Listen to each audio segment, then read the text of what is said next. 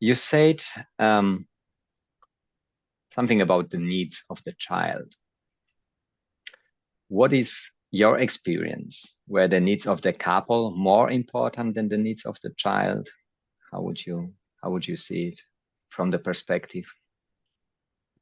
I think if you're doing things correctly, then within the household, within the marriage, the relationship between mom and dad, you you figure out how to allow you how do I put this? You need to develop a strategy that's going to manage everything in a way that allows you to be better parents. You can't Mm, be a good couple if you're dealing with child stress. You can't be a good parent if you're dealing with couple stress. I don't know how you can put one before the other, in a general sense. I mean, what mm, worked for me and I would say for both of the mothers of my kids is if there wasn't enough money, say, we would develop ways of trying to save a little bit. Maybe I would do less recreational driving in the car. I mean, one of the big things was we mm, got a more fuel efficient car. Instead mm, of going out to eat as often, we would cook more. My wife started a garden to grow some food. yeah, Um, I asked my boss for more money. That yeah, was a good one. When we needed time together, um, we would send the kid away for the weekend to go visit my visit grandma and grandpa. mm, And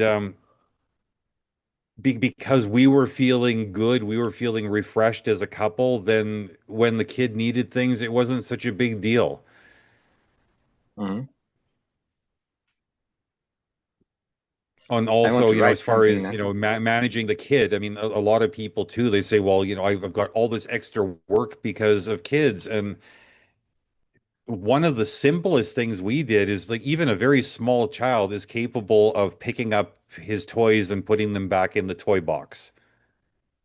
You don't Mm, need the kid to be a housekeeper, but he can pick up after himself. And we started doing that. Silly little things like when it's time to wash your clothing, don't wait 2 weeks to do the laundry. Do a small amount of laundry every 2 or 3 days. That way, nothing ever gets overwhelming. And this is how we started yeah, approaching everything. Just taking these big things and dealing with them in small portions, and mm, everything became a lot more relaxed. And sometimes, okay, maybe you can't go have sex for 3 hours after having a romantic candlelit dinner, but I mean, holding hands with your wife while you're watching a cartoon movie with the children, the intimacy can be there, even if the sex needs to be a little bit more fast, you know? yeah, it's a different. So from my Different things perspective, for different people, but I mean, like every person, I mean, yeah, in your household what your values are. Figure it out. It's not impossible. It's overwhelming, but it's not impossible. yeah, I thought about it, because sex is very important, and it's quite difficult for me to talk about. But I see the change as we don't have so much time as a couple. We are getting, more and more creative regarding sex life. Sometimes it's faster, sometimes it's more interesting because, every second the child can, pop up somehow, somewhere. Yeah. And also this kind of, preparation for a romantic evening is a different one because when I'm home, we don't have time, we don't have this privacy or intimacy. So we try to do it in the morning when I'm actually driving to the office, or we try to find, most of the time we just write, WhatsApp, because it's the easiest way for us to communicate. Our children do not read, so they cannot read right now. Where we have a Right. son, he's 2, and the daughter is 4. So we have probably 2 years, so we can write a message and it's gonna be fine because the children will not read it. And I suppose it's gonna change, in 2 years when our daughter can read. We will probably find another way to just, to figure out how to start a romantic evening. Maybe we will have to do it, 2 days before we plan the evening, whatever. But it's gonna change. It's gonna be fun, and it's gonna be changing all the time. That's my impression. Right. So, and when we had our babies, we have forgotten about ourselves, which was, I'd say, a mistake from the perspective, because not having time for us as a couple creates, some kind of wound. And with this open wound, it's difficult to take care of the children. Right. And it's also a learning for me. I didn't know about it. Nobody told me that something like that could happen. So it was a big learning for myself. Let us talk about fear. Like every one of us has some kind of fears. And I had kind of shift before I had children and after I had children. You told me that you have some specific fears. What did change when you first time became father? What changed about my fears when I became a father? Did you have different fears as a father? I would say yes. I mean, when you're responsible for a human life, Yeah, you should be afraid because you should this be. is the biggest responsibility you're ever going to have. I'm not saying you should be frozen by the fear, but the fear is a healthy motivator. I mean, you tell me what you've done in Okay. life that's more important than having a kid. Yeah. If we are talking about this school system, um, the school is not teaching you anything about children, having children. What the school is teaching you is about not having children. So Exactly. it's very difficult, the shift from, what you have been learning for, 12, 20, 25 years. And then this, the switch from, this one day when your child is born, then there is a switch and you're a father. And the most important thing is your baby.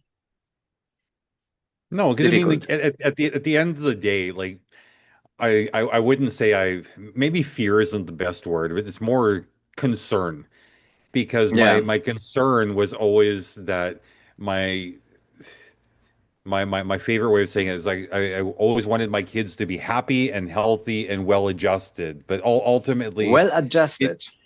it's their well-being was my big concern. Yeah.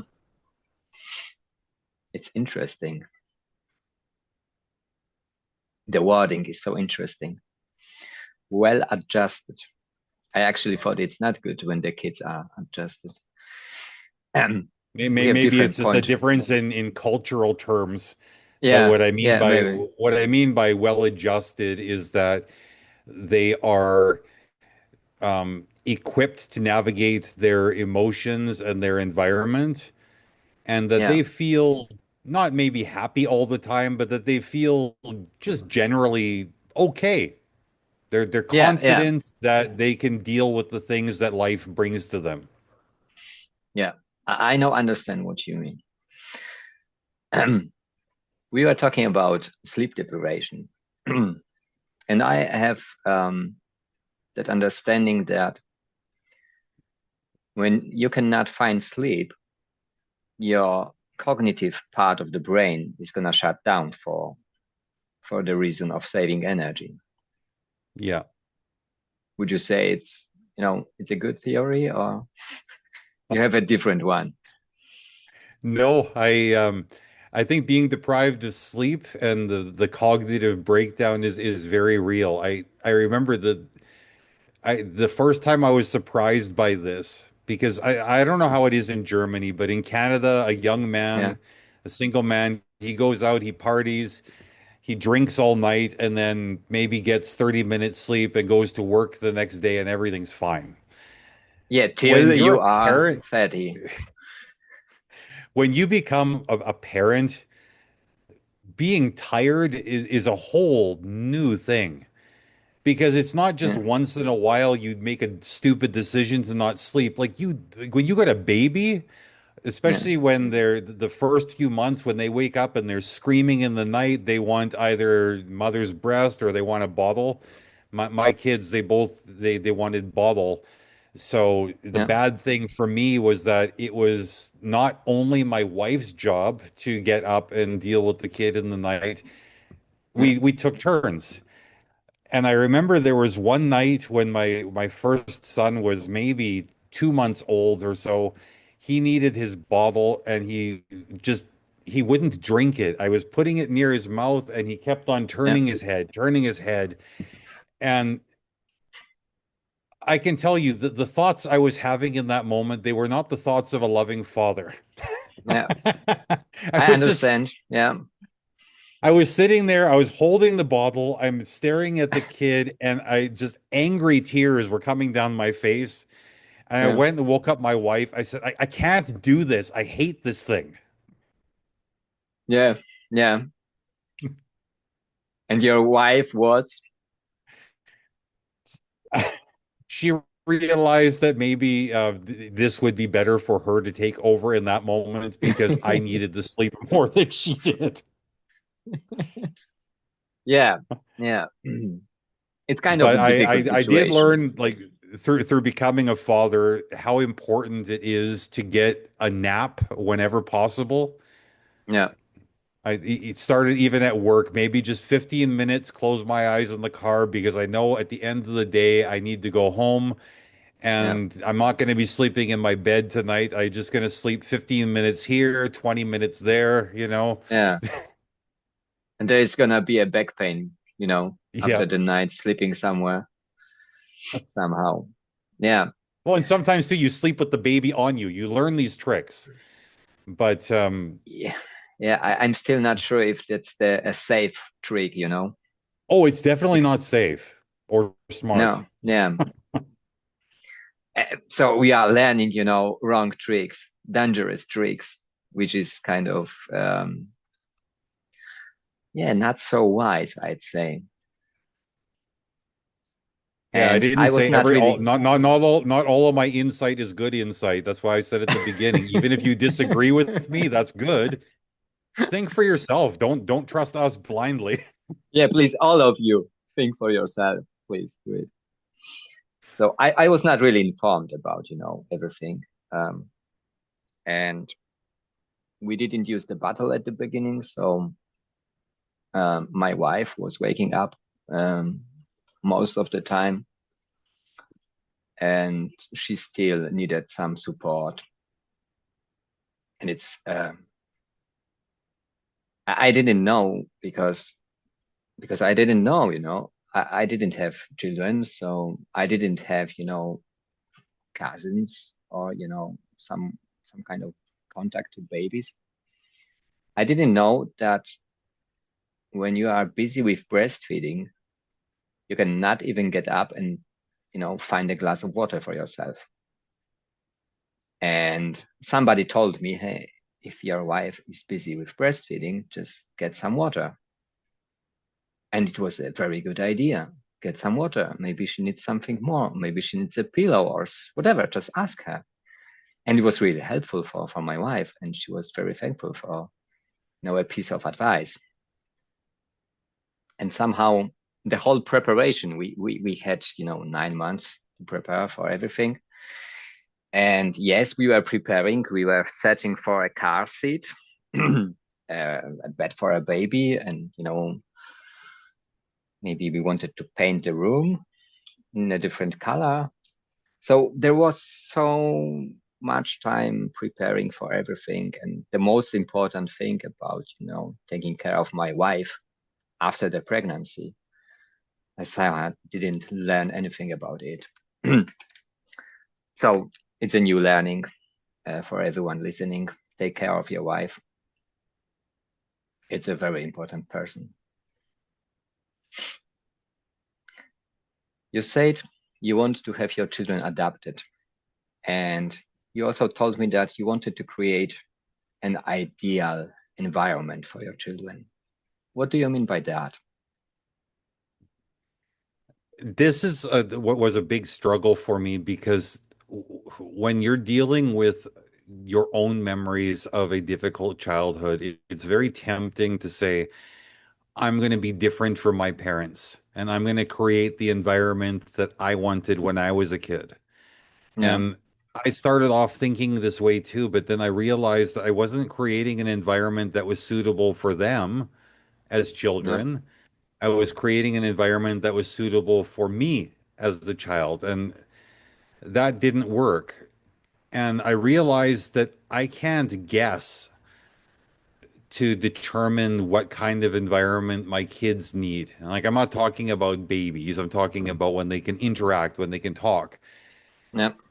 I had to ask them questions. I had to learn about my children and what they needed and learn about their emotions. And what I learned through paying attention to my kids, first of all, it's a lot easier to create an ideal environment if you know who your kids are. The other thing Which is very, was, which is very difficult to figure out at the beginning. it can be, yeah. But the other thing is, there's a lot of joy involved in learning who your kids are because for me, I found it fascinating how similar they could be to me in some ways, Yeah, how similar they were to their mothers in some ways, but also yeah. how they had characteristics about them. I don't know where they came from. These things Hmm. were distinctly them. Yeah. And learning about these things, getting to know these wonderful little people and taking care of what they needed to have an environment that was not just safe, but intellectually stimulating and happy and fun and loving and supportive and all of these things. I couldn't have done that without exploring my children's personalities and their likes and their dislikes. Mhm. Somebody told me that we should inspire our children instead of raising them. Have you ever thought about it? I've heard this too. I don't know if I can say that I fully agree or fully disagree. I think inspiring them should be part of it. You know, Yeah. like in the sense I heard a saying a long time ago that you can give your son anything you want, but if you don't give him an example of how to be a man, then you've given him nothing. Mm, In this sense, I think inspiring him to challenge himself because he sees that dad challenges himself, to question himself for the purpose of growing because that's what dad does. To mm, offer just a good, healthy example, something that your kid looks at you and thinks, this is the kind of person I want to be. That kind of inspiration is good. mm, Where I struggle with the idea of trying to inspire the kid is I worry that there is a temptation to sort of maybe manipulate the direction your child grows in, maybe tell them what to think instead yeah. of encouraging them how to think. Mm. I don't know. Think for Maybe I'm themselves. overcomplicating this. No, I see your point. So my wish is also to somehow get my children to the point where they can decide and think for themselves and, think twice before believing media, whatever media, in your case or in my case would be. That is a, very important point that our children should think for themselves. And you still told me that it was difficult for you to figure out that the children need to learn for themselves. They need to make mistakes. And we as parents, we just say how we see things. Don't do it, don't do it. Do it again. So it was not easy for you. How would you describe the situation? My father, he didn't like me to learn from mistakes. He would always say, learn from my mistakes, don't learn the hard way, is what he would say. Yeah, But all I learned is that if I had a problem, it was somebody else's problem to fix. If I made a mistake, somebody else would get me out of trouble. yeah, no With consequences. my kids, I took a bit of a different approach because I think the best way for a kid to learn is through testing the environment that they're in, right? I mean, if you tell a kid maybe this might not be a good example because it's dangerous, but if you tell a kid that the stove is hot, Yeah, they don't know what hot means until they touch it and they burn their finger. And then they know, okay, I don't want to burn myself again. I'm going to be careful around the stove. yeah, Um, if you tell them, if you're sitting at the table and, kids, if they have their cup, they always put it on the edge of the table where they're guaranteed they're going to hit it with their hand. You can tell them 100 times, don't put your cup there. But until they smack it down and they spill their juice or something and they cry, they're not going to understand that there's a reason why dad tells me these things. Sometimes mistakes just need to happen. Not every mistake is life-ending or catastrophic. And I somehow think part of my it my too is it, children go ahead. somehow my children never cry about the Jews. Never, ever. Never happened. You're very fortunate. Yeah, am I? Cool. Good to I think know. so. No, but So I please think too, continue. like if if you allow your kids to learn from the mistakes, and especially if the things that they're learning, if you said, see, like this is why I told you don't touch the stove. This is why I told you don't put your cup on the edge of the table. Then when something big happens and you say, okay, we're about to cross the street, don't go until I say it's safe. They don't need to test and see what happens when a bus hits them. They understand that, Yeah, okay, everything dad has ever said, it turned out to be true. It turned out to have a good yeah, reason at the very least. Maybe this time I don't need to find out for myself. Maybe this time I can just say, okay, yes, daddy. yeah, yeah. I see your point, and still, um, I think about plenty of situations, and because I have two children at the same time, and I see plenty of situations where, the children want to hit each other with maybe not with a stone, but they somehow figure out what to take and to hit the other person. And there is always a toy or whatever. They just figure out something, and they find something. If you are outside in the woods, they will figure out how to have fun. And sometimes it's a dangerous fun. So the Yes. first time I just if I see something really difficult, dangerous is happening, I will just shout, and at the same time I will run into in the direction of my children to stop them physically before they hurt each other.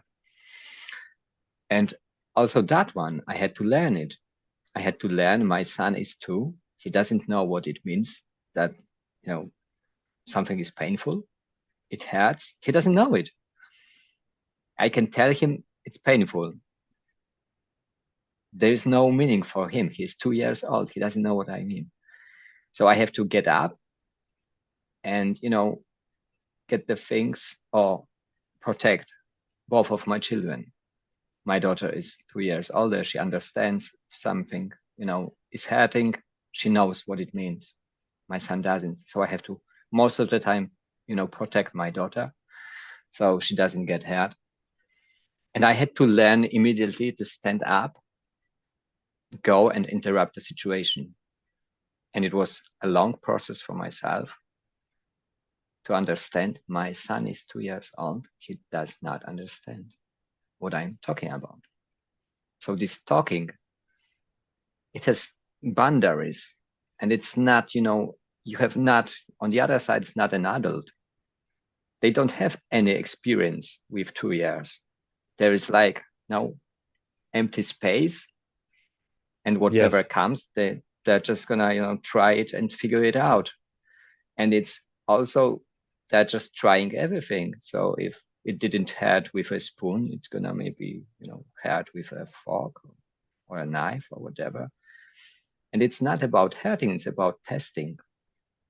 Just testing different, things. And sometimes it's just hurting or destroying my table or whatever. And I just need to, stand up really quickly. And it's a huge learning for myself. I knew children, they are not adults. I knew it, but I didn't know that it's, this empty space can be so empty at the beginning. I didn't know it, and I couldn't even imagine it. Still, it's difficult for me to describe it, And the situation, you want to cross the street. It's very difficult. And my son, one time he ran in the direction of the car, and I had to stop him and left my daughter on the other side of the street. So it was a very unpleasant situation, and I suppose that everyone, as a father, had this kind of situation that we weren't there. Especially if you have two children, you cannot always be at the same time in two places with both of them.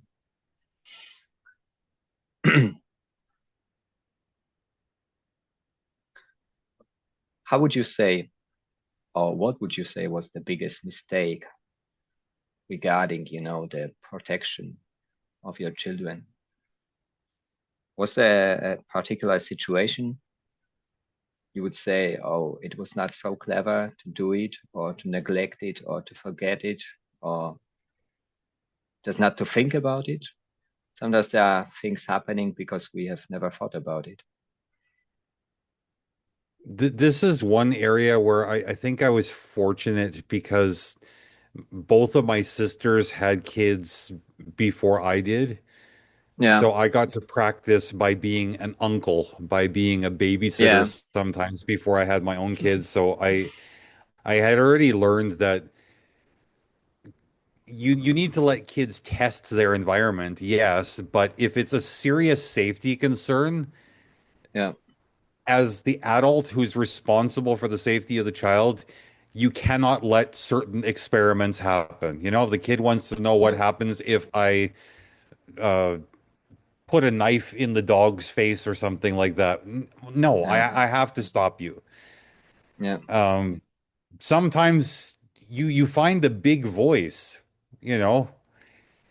I learned that I didn't need to beat my kids, and sometimes I didn't even need to give a full explanation because when they're small, no, they don't understand. If you sit them down and say, you know, my younger son, now Alexander, do you understand why what you did was wrong? He was 2 years old. He didn't understand that. What he understood was, yeah, "Oi, no!" Even if he didn't understand the word, he understood, okay, dad just sounded scary, and okay, now he would reset. yeah, And I don't know if that's the best approach, but that's the one that I found that it worked for me. yeah. We hope that, it was not hurting your children, because we never know what is hurting our children. And it's No, and the, you yeah, you have to anticipate sometimes too. I think that if there is an opportunity to do something stupid or dangerous, most kids will take it. It's just Yeah. how they're wired. So if you can They do not know anticipate, it's dangerous. well, exactly. So I mean, like if you're what you probably learned from crossing the street with your kid, you said like you had to leave your daughter on one side of the street while you chased your son. You learn something as a dad too. Okay, well maybe next time Yeah. I need to hold my son in my arms with his feet off the ground, and I'm going to hold my daughter's hand because she's a little bit more responsible than him. You know, these accidents, they don't happen twice usually. Yeah. Should not, definitely. Should not. Yeah. Tony, forgiving yourself. I know there were some, situations I was not the best daddy ever. Um, how was it for you? Why is it forgiving yourself so difficult?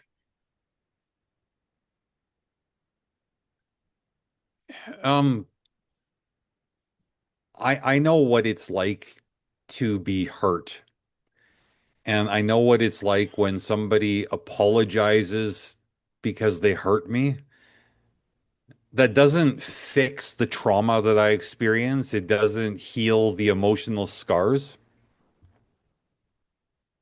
So, because I understand what it's like to experience the pain, if I remember or if I realize that I've caused somebody pain, I find it difficult to forgive myself because I know that even if I say I'm sorry, I haven't unhurt the person. Even if even if they offer me for forgiveness, if they say I forgive you, that them offering forgiveness doesn't heal the scars that I've inflicted. And my therapist said I'm too hard on myself. I need to learn how to forgive myself, but I really don't know how. I think I I don't like to feel hurt, and I don't like anybody else to feel like I have hurt them. Mhm. So you actually do not have a solution for that one. I You would didn't love plan to a offer strategy. I would love to offer a solution. That's something that for me is a work in progress. Okay, okay, I understand. Tony, you mentioned that you had your second child for a wrong reason. What was the wrong reason? When my first wife, the mother of my first child, when she and I split up, she was very upset with me, and I think understandably so, because I had already started a relationship with another woman, the woman that was going to become my second wife later on. Mm, And I think because things were kind of out of control for her because of the way I ended the relationship, the only power she had over me was our son, and she kept me from seeing him for quite a long time. mm, And as a father, I'm sure you can imagine how difficult it would be if somebody told you you can't see your kids. I mean, it's not the natural order of things. But to me put it also, simple. yeah, I also was still, I hadn't had any therapy yet at this point. I hadn't really Yeah, started to deal with my things, I didn't have a lot of experience even as a dad, I would say, because when you have only one kid, there's a limit to how much you can learn. yeah, And in my head, I thought if I can have another kid, it would almost be like a replacement. Then I don't have to feel so bad anymore. I don't have to miss my son because I'll have another one that I can love instead. mm, And at the same time, I same as like with my first wife. I mean, this is the you talk about when you don't resolve your issues, you keep on bringing these problems with you. And I definitely was bringing these problems with me because it was the same thing where I thought, okay, well, in this sense, I mean, I had different reasons for wanting the second child, but for wanting to have a child with a woman, that was kind of the same. I thought, well, if we have a child together, well, then she's going to stay here, she's going to love me, and then I don't have to feel alone or insecure or anything like that. Mm. So it was a pattern of you searching for the same partnership. How Yes. did you realize it? Did you know it at the time? At the time, I didn't know it. When I think when I started to really ask questions was when my once my second kid was born, I Yeah. realized that when you're a parent, it's not like you just have one portion of love that is designated for one child. You have almost an infinite capacity to love children. And for me, I realized that the love I felt for my younger son was completely a separate entity from my love for my first child. And if anything, my second child being born made me miss the first one even more, made me need Yeah. him even more. That was a big learning, I suppose. Well, it was a big learning, but it also started me questioning a lot of different things. And I think that was the very, very beginning of me starting to break certain of my unhealthy patterns. I mean, I wouldn't at that time start therapy for still a few years yet, No. but I think I needed to go through this period of questioning. It was around this same time when I started to deconvert from my religious beliefs. Mm. And there's something powerful about questioning everything you've ever believed to be true all at once. There's a lot of beliefs and values that get put to the side. Other ones you realize, okay, I examine them. These are still good. I'll keep these, but there's big holes in the landscape of who I am as a man when I start questioning in this way. Um, I mean, my younger son's 19 years old now. I mean, I'm still growing. I'm still unpacking. I'm still figuring out what I did right or wrong. So I mean, Mm. I can't pretend that I'm an authority on the subject of fatherhood, but I can share the things that I think I've done well and the things that I know I've done wrong. Mm. And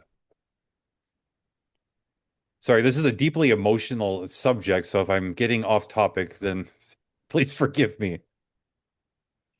It's okay. We are here to share what we want to share, what we have to share. I want to ask you something because from this emotional point of view, I understand what you are talking about. At the same time, we were speaking about sleep, sex, and Hmm. money. And as far as I understood, there was not plenty of money when you had your first child. Right. And I suppose there was not so much more money when you had your second child. Was was it correct? Or you went from poor guy to a rich guy within two weeks? Oh Or no, no. For the first few years with my second child, there was definitely not enough money because not only did I have the financial burden of, or I don't, no, I don't want to say burden, the financial responsibility of having a yeah, new baby. I yeah, also had to pay support money to my first wife to take care of yeah. my first kid, and it ended up being a little bit more expensive because I mean, I not just having two kids, but just because I was giving money to my ex-wife didn't mean that I was spending no money on my older kid. I still needed to make sure that when he came to my house, that there was a bed for him. He needed two of everything now instead of just one of everything. Yeah. Um, So I was I started working a lot more. yeah. There was more money, but less time. That caused Okay. struggles with the relationship too, because I realized that you when you solve one problem, it amplifies another. Yeah. I actually wanted to ask you how it happened because you told me you are the fixing guy. I am too a fixing guy, Yeah. My wife comes to me and she's explaining me something, sharing a story of the day, and I try to fix it instead of listen to it. And then I see you having your first child, struggling with money, and at the same time becoming the second child. Is it kind of not really logical? I in retrospect, it was not good logic. Yeah. Uh there was a logical train of thought, right? Yeah. In the Which sense, like one? I Which said, one? like I miss my kid. Yeah. If I have another kid, then I don't need to miss the first one. That was the logic. I Okay. would not recommend this strategy to anybody because it doesn't work. But in my ignorant and uninformed mind at that time, it made Yeah. perfect sense. Okay. It just like to me, it's no different than okay, I lost my shoes. Now I need to buy some new shoes. I mean, that makes sense. But when you're dealing with people, one person doesn't replace another person. Yeah. Yeah. Still, I see how much you focused on, this part of losing your child, and you absolutely didn't care about the money issues, which is great, actually, because I have the impression that the society is overthinking the money issues instead of thinking about loving children. But I suppose it's a different topic. I have also, from my experience, my parents were very religious, they still are. And I want to ask you about your sexuality. So, Okay. you were probably raised in a belief that some kind of sexuality is right or good, or there was probably a belief behind it. What would you like to share about, you know, Well, your my sexuality, parents your cellular believed life? one man, one woman, you get married and you stay together forever no matter what. Mm, It has you have to be heterosexual, you have to be monogamous, and anything else is evil. yeah. And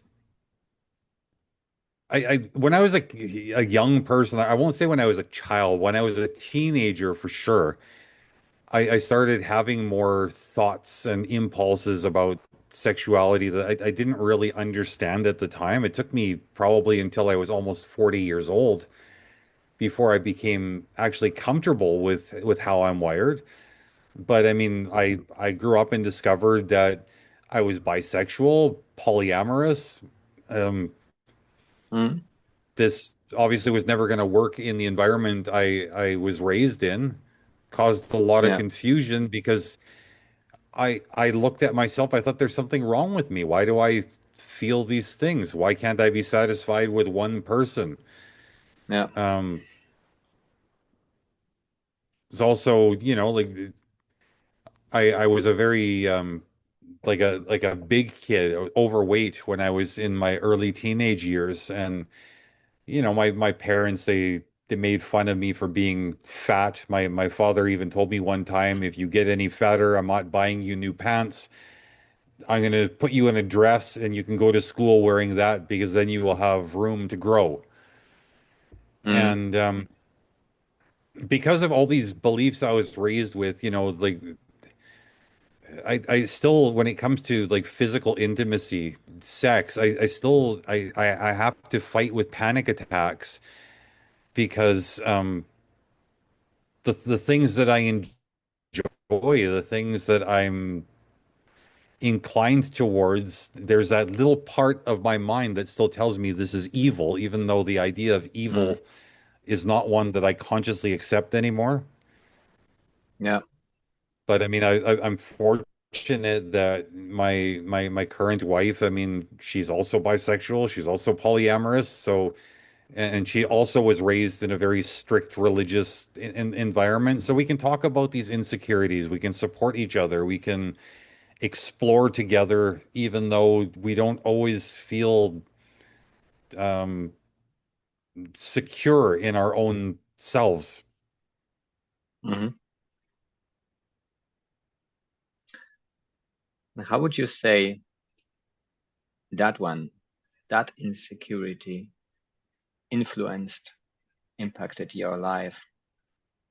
Because it's a deep one, you know. Our sexual life, our intimacy is something we usually do not share with a lot of people. And it's very difficult if you have some issues regarding being naked or regarding having this joyful sexual connection. It's very difficult to find a partner who understands you and who invest enough time in you. If you know what I mean.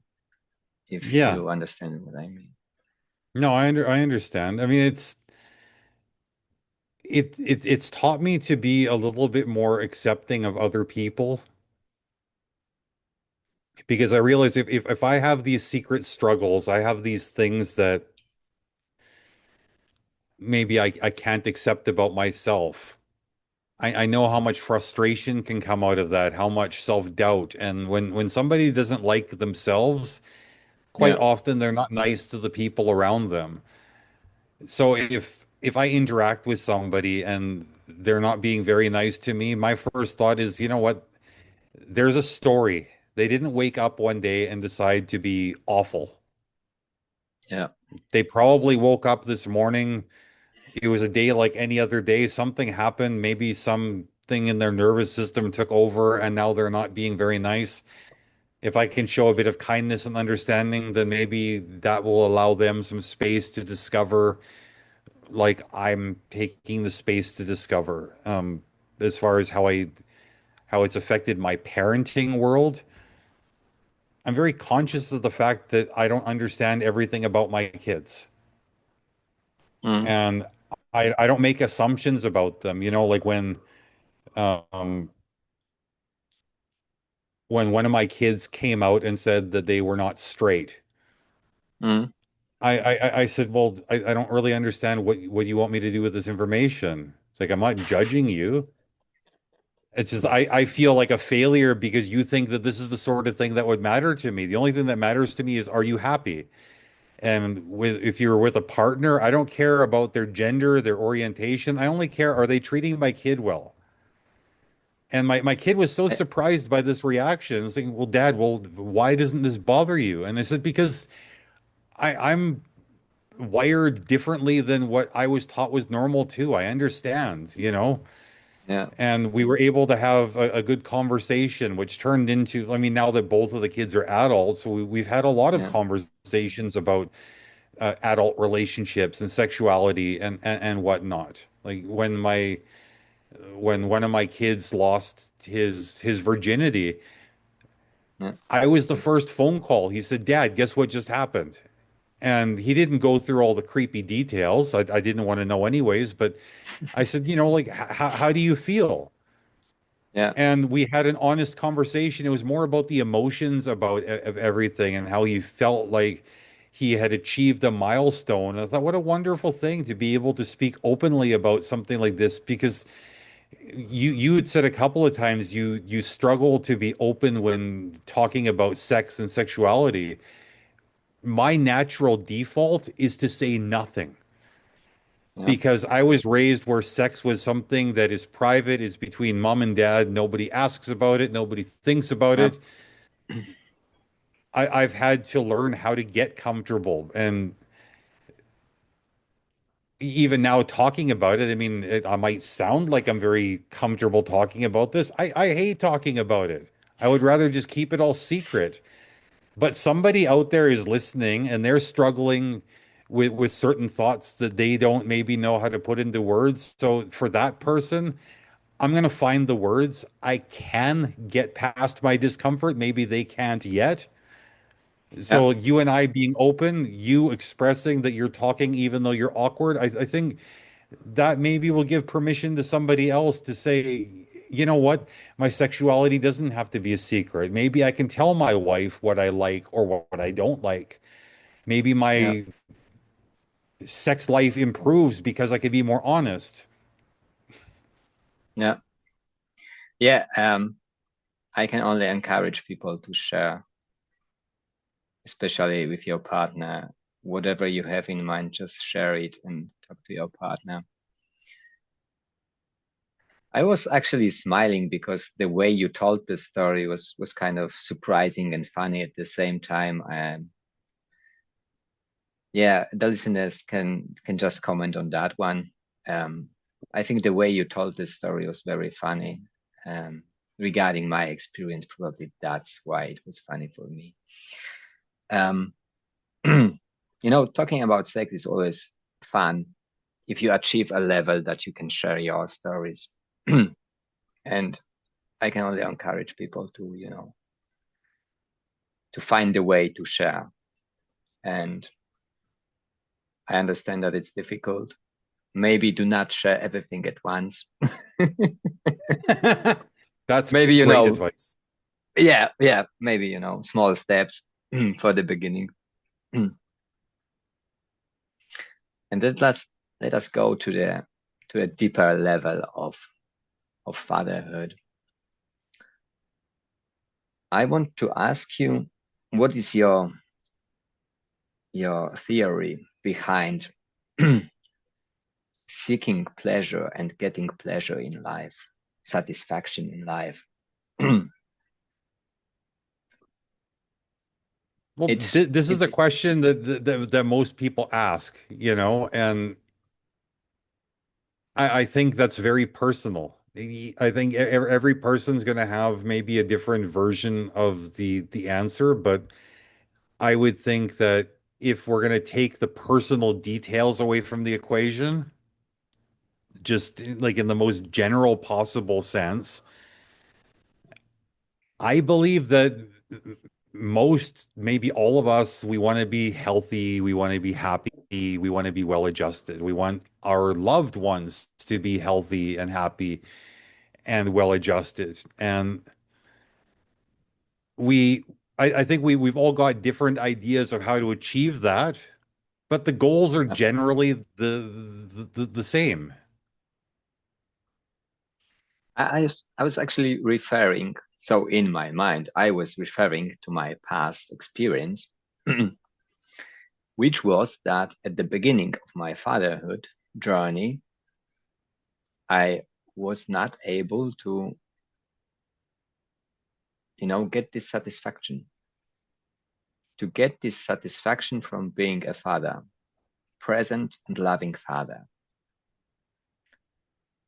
Was it similar in your case? I would say yes. And I think the reason why it was like difficult to feel so satisfied about like being the kind of father I wanted to be is because I was expecting too much from the experience. Maybe I was using, okay, now I'm a dad. Now that is my identity. That's my purpose. Yeah, Everything I am in life is defined by fatherhood. And don't get me wrong, fatherhood has very satisfying things about it, but it's not the only satisfying thing in your life. It shouldn't be, anyways. And I yeah, think because I had in my imagination, I thought, okay, I'm gonna have a kid and now life's gonna be freaking awesome. And it turned out that life was no more or less awesome than it was before. Life was just different. Okay. I think it became deeper, more Yeah. meaningful because now I'm not just worrying about having a good day or doing a good job at work, but now I'm building legacy. Mm. I mean, when you think about how much your parents maybe messed you up, you realize that, okay, now the shoe is on the other foot. Now it's my chance to mess somebody up. Who's going to mess somebody up? And so on and so on. That's a lot of responsibility. And to feel satisfied in the midst of all that, I think is crazy. Okay. Different perspective, different perspective.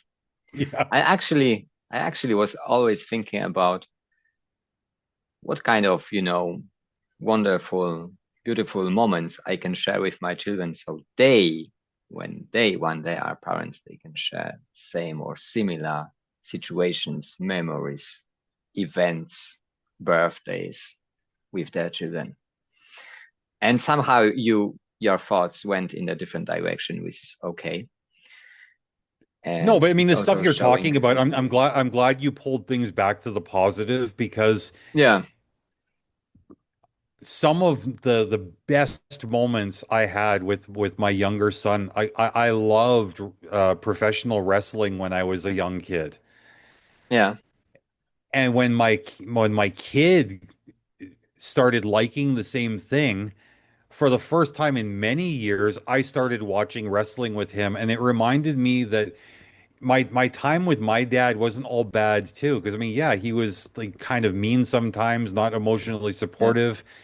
But Saturday morning, we used to watch wrestling on television, my father and I, and we that was something that we both enjoyed together. We didn't have to talk about it. yeah, So it reminded me that my dad was kind of fun sometimes. It reminded me that, hey, my kids like me. We like some of the same things. That's fun. I mean, later on, like my favorite band is the Rolling Stones. mhm, Both of my kids, they love the Rolling Stones. I got to go in 2019. I took both of them to see the Stones live in concert. mhm. As a family, just we all enjoyed something together. So it's not that fatherhood's entirely dissatisfying. There's like absolutely gorgeous things about it. Yeah. It can't be the only thing in your life, I guess was what I was trying to say. I just went a little bit too dark. Yeah, it was a dark direction of yeah, but we still accept a dark and different and difficult direction. It's your life and it's your perspective. We want you to share your story and not the right story or, the most popular one. Right. I see plenty of people sharing the most popular stories, and somehow it should be fun. I do not understand it. I'm not the other people, so it's okay. I'm fine with that. Let me ask a few short questions, Okay. short answers. The one thing every son needs from his father, what would be? A good example of how to be a man. Ooh, a great one. How to be a man. Okay. Fine. One lesson your children have taught you. That it is not up to me to decide if I'm doing a good job as a father. Oh, wow. Amazing. A parenting belief you have completely changed your mind about. I used to think that being a good parent meant avoiding mistakes. And I've come to believe that being a good parent means helping children learn from their mistakes, Okay, understand. One habit that makes you a better father. admitting when I'm wrong, Yeah, okay. One thing fathers worry about too much. that we are role models. Sometimes we Okay, make ourselves crazy trying to live up to impossible standards, but we're yeah, role models nonetheless. Yeah, too much Facebook and Instagram. I understand. The one thing fathers don't worry about enough. Our kids are watching every move we make and listening to every word we say. Oh, yes, yes. So true. Yeah, yeah. So true. Every moment, whatever I do, wherever I try to hide, it's always something happening. So, Tony, let us find a way to the reflection. What is the core message from your perspective? You are a little bit older than me. Your children are a little bit older. You have more experience. What would you like to share with our listeners? What is your core message from father to father? Figure out what went right or wrong in your own childhood before you think about having kids, because you're going to bring all of those things with you, whether you want to or you plan to or not. Yeah, Don't try to create the ideal childhood for the child version of you. yeah, Um, your job isn't to raise children. Your job is to prepare adults who can function in the real world. This is a big one that people get stuck on. yeah. And don't expect parenting to be rewarding all the time. Sometimes All it's the time. ugly and well, I mean, you know what it's like. Sometimes childhood or parenting is ugly. Sometimes it's beautiful. And I think most of the time it's somewhere in between. So just like be honest with yourself about that. Okay. Yeah, it's a good one. So, the one question you wish people would ask you, and nobody does. What do you actually need right now? Yeah, it's a strong one. It's a strong one. We also try to use it in our relationship much, much often.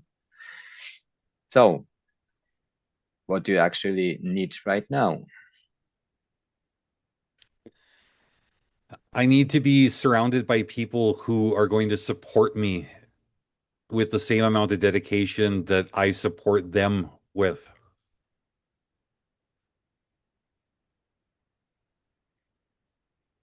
And have you created it? I think I'm moving in the right direction because, I mean, one of the things that has happened to me after 50 years old is that my circle of people, it keeps getting smaller.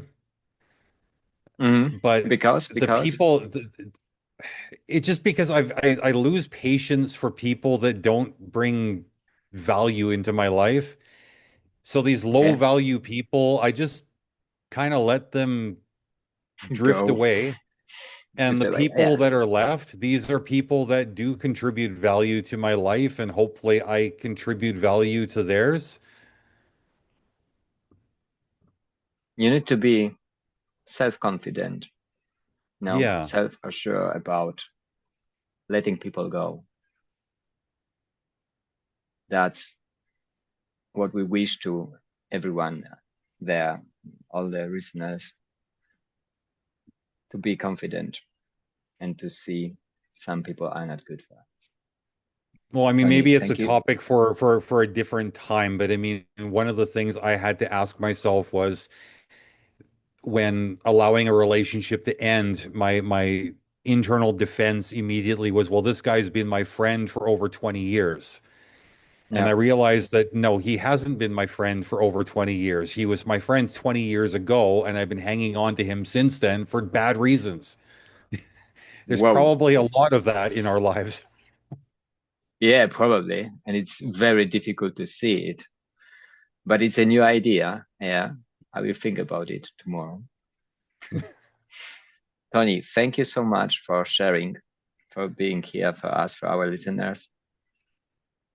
Thank you for providing a new perspective on parenthood, on reflecting. Thank you for your time. Thank you for your, you know, even if you are uncomfortable, you are still sharing because you see the value in it. Thank you so much. No, I appreciate the opportunity, Robert. And as a host, you've been very gracious. It's easier to share through the discomfort when I'm speaking to somebody who's offering no judgment, with somebody who is approaching the conversation with a degree of understanding and empathy. So thank you for creating this space. And I think a lot of fathers, men, maybe that are considering becoming fathers, they're going to gain a lot of value from this. Thank you, Tony. Enjoy the day. You too. Bye. Bye.